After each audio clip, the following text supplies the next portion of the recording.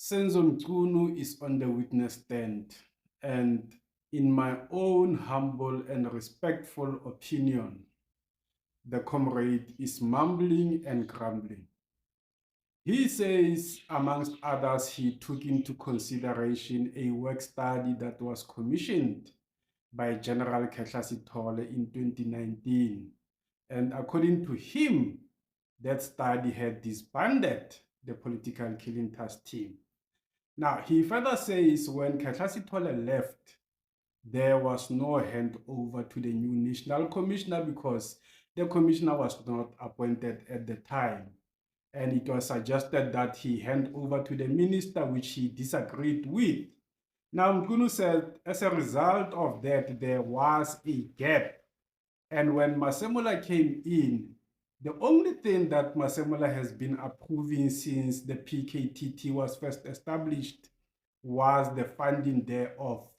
Masemola did not approve the continued existence of the PKTT.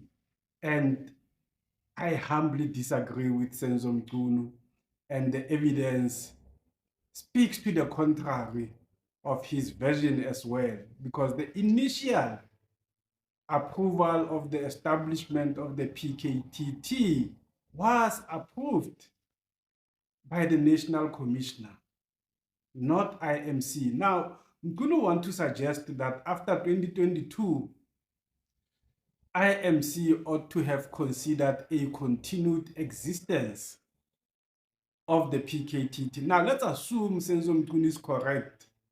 The question that will follow to him would be, did you engage the IMC?